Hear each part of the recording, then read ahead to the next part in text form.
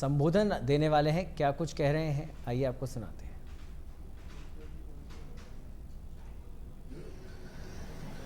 मानगढ़ धाम में ऐतिहासिक कार्यक्रम में सबसे पहले तो मैं आप सभी से आग्रह करूंगा कि हमारी राष्ट्रपति महोदया श्रीमती द्रौपदी मुर्मू जी का एक बार जोरदार तालियों के साथ अभिनंदन करें, उनका स्वागत करें। मित्रों, ये हमारे बागड़ की धरती है और ये पवित्र धरती है। सबसे पहले तो मैं इस पवित्र धरती को नमन करता हूं, इसको प्रणाम करता हूं। मंच पर विराजमान आज हम सभी बहुत ही सौभाग्यशाली हैं कि हमें ऐसे पवित्र धाम में हमारी महामहिम राष्ट्रपति महोदय जी का कार्यक्रम हमें मिला है और निश्चित रूप से हमें प्रसन्नता है कि हमारा ऐसा क्षेत्र जो सदियों से इस देश की संस्कृति और देश के विकास के लिए हमारे इन सब भाइयों का बहुत बड़ा योगदान रहा है, उसमें आज हमारे राष्ट्रपति महोदय जी का कार्यक्रम हमें मिला है। निश्चित रूप से बहुत ही प्रसन्नता का विषय है। हमारे इस कार्यक्रम में माननीय हमारे राजस्थान के राज्यपाल महोदय श्री हरिभाऊ किशनराव बावड़े जी, हमारे कैबिनेट में हमारे साथी जनजातीय क्षेत्रीय विकास मंत्री सम्माननीय बाबूलाल जी खराड़ी साहब, हमारे राजस्व मंत्री हेमंत मीणा जी और इस कार्यक्रम में आए सभी मेरे इस बागड़ क्षेत्र के पूजा योग बुजुर्गों, हमारे कैबिनेट में हमारे साथी जनजातीय क्षेत्रीय विकास मंत्री सम्माननीय बाबूलाल जी खराड़ी साहब, हमारे राजस्व मंत्री हेमंत मीणा जी और इस कार्यक्रम में आए सभी मेरे इस बागड़ क्षेत्र के पूजा योग बुजुर्गों, नौजवान दोस्तों और इतनी बड़ी संख्या में आई मेरी माता बहनों, सबसे पहले तो मैं आप सभी का वंदन करता हूं, अभिनंदन करता हूं, आप सभी का मैं नमन करता हूं।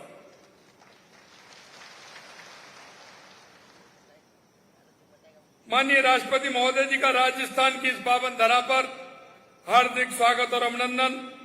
आप देश की राष्ट्रपति होने के साथ साथ आप महिला सशक्तिकरण की भी प्रतीक हैं, इसलिए मैं मां बहनों से कहना चाहता हूं कि एक बार पुनः जोरदार तालियों के साथ आप स्वागत और अभिनंदन करें। यह बागड़ की धरती हमारी संस्कृति के सांस्कृतिक केंद्र के रूप में समृद्ध है। यह माता त्रिपुरा सुंदरी विराजमान है और नवरात्र चल रहे हैं, इसलिए मैं माता त्रिपुरा सुंदरी जी को भी मैं उनके चरणों में शीश नवाता हूं, उनको प्रणाम करता हूं। यह त्रिवेणी संगम बेणेश्वर धाम है। मैं महान संत महावजी महाराज को नमन करता हूं, साथ ही गोविंद गुरु जी को भी मैं श्रद्धांजलि अर्पित करता हूं, जिन्होंने मातृभूमि के लिए अपना सर्वस्व समर्पित कर दिया। इस बागड़ की प्राकृतिक सुंदरता का अनुपम यह है कि यहाँ सीता माता वन्य जीव अभ्यारण्य भी है। हम इस अभ्यारण्य में वनपथ पुलिया निर्माण पर्यटकों को और श्रद्धालुओं की सुविधा के लिए विकास कार्य करवा रहे हैं। और जैसा कि हमारी सरकार ने यहाँ के सांस्कृतिक पर्यटन के लिए, धार्मिक पर्यटन के लिए हमने सीता माता अभ्यारण्य, त्रिपुरा सुंदरी, बेणेश्वर धाम और हमारे मानगढ़ धाम के लिए जो हमने एक सर्किट बनाया है और उस सर्किट को एक सांस्कृतिक रूप में उसको पहचाना जाए, पर्यटन के रूप में पहचाना जाए, इसके लिए भी हमने काम किया है। हमारी सरकार ने जनजातीय क्षेत्र की विषम भौगोलिक एवं आर्थिक परिस्थितियों के बावजूद इस क्षेत्र के विकास हेतु विभिन्न व्यक्तियों तथा संस्थाओं द्वारा किए गए उत्कृष्ट कार्य के लिए प्रथम बार आदि गौरव सम्मान दिए जाने का जो निर्णय हुआ है, मैं कह सकता हूं कि जिनको यह सम्मान मिला है उनका भी मैं स्वागत और अभिनंदन करता हूं। आज ऐसे सम्मानित होने वालों को हार्दिक बधाई और शुभकामनाएं देता हूं तथा आशा करता हूं कि अन्य व्यक्तियों तथा संस्थाओं द्वारा भी इससे प्रेरणा ली जाकर इस क्षेत्र के विकास में भूमिका निभाई जा सकती है। आज मानगढ़ धाम की इस पावन धरा पर हम सबके बीच में राष्ट्रपति महोदय जी का आगमन हमारे लिए गर्व और सम्मान का क्षण है। राष्ट्रपति जी का यहाँ आना इस धरती के गौरवशाली इतिहास को याद करने और बलिदानियों को श्रद्धांजलि अर्पित करने का प्रतीक भी है। यह धाम न केवल बागड़ क्षेत्र के लिए बल्कि पूरे भारत के लिए ऐतिहासिक धरोहर है, जहां हमारे आदिवासी वीरों ने स्वतंत्रता संग्राम के दौरान अपना सर्वोच्च बलिदान किया था। बागड़ के आदिवासियों ने हमेशा देशभक्ति और मातृभूमि के प्रति गहरी निष्ठा का परिचय दिया है, परंतु कुछ लोग समाज को गलत दिशा में अपने निजी स्वार्थों के लिए गुमराह करना चाहते हैं। वे हमारे आदिवासी भाई और बहनों तथा हमारे पूर्वजों के योगदान को वो अल्प योगदान मान रहे हैं। मैं आपको बताना चाहता हूं, उनका ये योगदान सदियों तक याद रखा जाएगा, जो आदिवासी भाइयों ने जो बलिदान दिया है। मैं अल्प विचारों में ना बांटना चाहते हैं। मैं कहता हूं, ये अल्प विचारों में उनका योगदान नहीं बांटा जा सकता, क्योंकि उनका योगदान देश की संस्कृति और देश की आजादी के लिए बहुत महत्वपूर्ण योगदान था। इस देश की मिट्टी को आदिवासी भाइयों ने अपने खून और पसीने से सींचा है और इसका सबसे बड़ा प्रतीक यह श्रद्धा स्थल पूज्य मानगढ़ धाम है। यहाँ के बलिदान जैसी राष्ट्रभक्ति एवं साहस की अनंत गाथाएं में आदिवासी समाज की गौरवान्वित हैं। देश की संस्कृति की रचना में आपका सर्वाधिक योगदान है, जो हमेशा देश के लिए प्रेरणा देता रहेगा और आइए हमेशा प्रेरणा का स्रोत भी रहेगा। मानगढ़ धाम को आदिवासी समुदाय के तीर्थ स्थल के रूप में जाना जाता है। इसका अद्वितीय ऐतिहासिक महत्व है। 17 नवंबर 1913 को अंग्रेजों की हुकूमत की शोषणकारी नीतियों का विरोध करते हुए यहाँ के 1500 से अधिक आदिवासी शहीद हो गए थे। बलिदान भारत के स्वतंत्रता संग्राम की महागाथाओं में से एक है, जिसे हम हमेशा स्मरण रखना चाहिए। गोविंद गुरु जी के नेतृत्व में आदिवासी समुदाय ने अन्याय और अत्याचार के खिलाफ जो संग्राम किया, वह साहस और संघर्ष और बलिदान की अद्वितीय मिसाल है। गोविंद गुरु जी की स्वतंत्रता सेनानी होने के साथ साथ एक महान चिंतक और सुधारक भी थे। उन्होंने आदिवासी समाज को नशाखोरी, मांसाहारी, चोरी एवं अन्य बुराइयों से मुक्त कराने का काम भी किया था। गोविंद गुरु जी की सभा के माध्यम से आदिवासी समाज को एक नई दिशा मिली, जहां उन्होंने सामाजिक बुराइयों से लड़ने और आत्मसम्मान के साथ जीने की प्रेरणा मिली। उनकी शिक्षाओं ने बागड़ क्षेत्र के आदिवासी को समाज को सशक्त और संगठित समुदाय के रूप में उभारने का काम किया।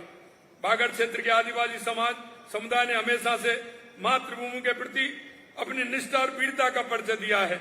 इस क्षेत्र की मिट्टी में न केवल बलिदान की गाथाएं बसी हैं, बल्कि यहाँ के लोगों की मेहनत, समर्पण और इस इलाके की सांस्कृतिक धरोहर ने पूरे देश को प्रेरणा स्रोत किया है। वीर बाला कालीबाई भील की वीरता को कौन भूल सकता है। उन्होंने अपने शिक्षक की जान बचाने के लिए अपना जीवन बलिदान कर दिया। ऐसी वीरता और बलिदान की परंपरा बागड़ की इस पावन धरा पर हमेशा जीवित रहती है। इस अवसर पर मैं भगवान बिरसा मुंडा को भी मैं नमन करता हूं। यशस्वी प्रधानमंत्री श्री नरेंद्र मोदी जी ने भगवान बिरसा मुंडा की जयंती को जनजातीय गौरव दिवस के रूप में मनाने की शुरुआत की। प्रधानमंत्री जी ने झारखंड के रांची के खूंटी जिले में भगवान बिरसा मुंडा की जयंती पर पीएम जनजातीय आदिवासी न्याय महाअभियान की शुरुआत की। पिछले सप्ताह में झारखंड गया था। मेरे को झारखंड जाने का मौका मिला। मैंने झारखंड और राजस्थान के बीच आदिवासी संस्कृति की समानता को देखा तथा हमने भगवान बिरसा मुंडा जी की जन्मस्थली झारखंड से राजस्थान के बीच एक स्पेशल ट्रेन संपर्क बहाल करने की भी बात कही है और निश्चित रूप से वो ट्रेन हमारी जल्दी ही प्रारंभ होने वाली है। हमारी सरकार आदिवासियों के कल्याण के लिए पूरी तरह से प्रतिबद्ध है। हम शिक्षा, स्वास्थ्य, बुनियादी ढांचे क्षेत्र में अनेक योजना चला रहे हैं ताकि हमारे आदिवासी भाई बहनों का जीवन स्तर ऊंचा उठ सके। इसके साथ ही बांसवाड़ा और इसके आसपास के क्षेत्रों में कई विकास परियोजनाएं चल रही हैं जो इस क्षेत्र के समग्र विकास को सिद्ध होंगी। मानगढ़ धाम को एक प्रमुख धार्मिक पर्यटन स्थल के रूप में विकसित किया जा रहा है, जिसने न केवल इस क्षेत्र की संस्कृति और प्रचार होगा बल्कि यहाँ के लोगों के नए रोजगार के अवसर भी सृजित कराएगा। हमारी सरकार ने बागड़ क्षेत्र और जनजातियों के विकास के लिए कई कदम उठाए। उदाहरण के तौर पर मां बाड़ी में कार्यरत शिक्षाकर्मी, महिला सहयोगिनी तथा स्वास्थ्य कर्मी कार्यकर्ताओं के मानदेय में 10% की वृद्धि भी हमने हमारे बजट में की है।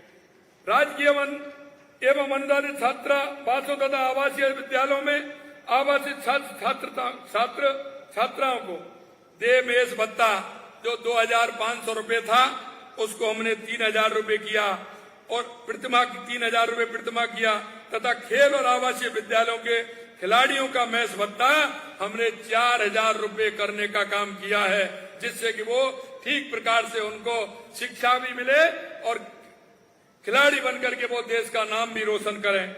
ये गौरव की बात है कि लैक्रोस खेल में यहाँ की जनजाति बालाएं अंतर्राष्ट्रीय स्तर पर रजत पदक जीत करके आए हैं और मुझे खुशी इस बात की है कि हमारी राष्ट्रपति महोदय ने उनको सम्मान करने का काम भी किया है। जनजातीय क्षेत्र बागड़ के विकास के लिए अनेक घोषणाएं राज्य के बजट में की गई हैं। हम इन बजट घोषणाओं में 250 करोड़ रुपए से प्रदेश की राजकीय शिक्षण संस्थाओं, छात्रावासों में सुविधाओं के उन्नयन, शाहाबाद 12 में तीरंदाजी एवं एथलेटिक खेल अकादमी निर्माण, बाली में जनजातीय आवासीय विद्यालय खोलने, उदयपुर में वीर बालिका कालीबाई संग्रहालय के निर्माण इत्यादि कार्य तेजी से कराए जाएंगे। हमने टीएसपी फंड को जो 1,000 करोड़ रुपए था उसको हमने 1,500 करोड़ रुपए करने का काम हमारी सरकार ने किया है। आज मानगढ़ धाम में माननीय राष्ट्रपति महोदय की उपस्थिति में हमें याद दिलाती है कि हमारे आदिवासी समुदाय की भूमिका केवल हमारे अतीत तक सीमित नहीं है बल्कि वे हमारे वर्तमान और भविष्य के निर्माण में भी समान रूप से महत्वपूर्ण है। आदिवासी समाज की ये भूमि हमें सिखाती है कि हमें अपने मूल्यों, अपनी संस्कृति और अपने समाज के प्रति निष्ठावान रहते हुए अपने देश के विकास में योगदान देना चाहिए। राजस्थान की इस समृद्ध धरती पर राष्ट्रपति महोदय की उपस्थिति हम सब के लिए सौभाग्य की बात है। मैं अंत में मैं आदिवासी समाज के साहस और संघर्ष और बलिदान को नमन करता हूं और मानगढ़ धाम की इस पवित्र धरती पर आकर हम सभी गर्वित महसूस करते हैं और हमें यह संकल्प लेना चाहिए कि हम इस धरोहर को संरक्षित रखते हुए संभालने का काम करें। और मेरे को जैसा भी मैं कहना चाहता हूं कि आज हम धूनी पर गए थे, मैं माननीय हमारी महामहिम राष्ट्रपति महोदय जी की आज्ञा लेकर के मैं 5 करोड़ रुपए उस धूनी के लिए हम करना चाहते हैं कि जिससे कि अच्छी, सुसज्जित और अच्छी हमारी वो धूनी बने। इसके लिए 5 करोड़ रुपए की मैं घोषणा करता हूं।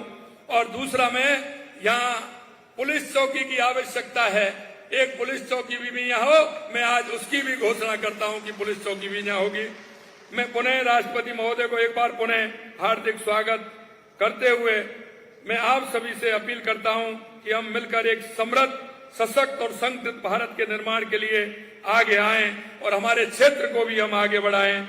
इतना ही कहते हुए मैं पुनः राष्ट्रपति महोदय जी को यहाँ पधारने पर धन्यवाद भी देता हूं और आप सभी का, मैं इतनी बड़ी संख्या में हमारी माता बहनें और आप सभी आए हैं। मुझे पता है कि मेरी नजर जा रही है वहां तक, हमारे सभी आदिवासी भाई हमारे सभी बैठे, हमारी बहनें बैठी हैं। पुनः आप सभी का वंदन, अभिनंदन, बहुत बहुत धन्यवाद। जय हिंद, जय भारत, जय राजस्थान, जय बागड़।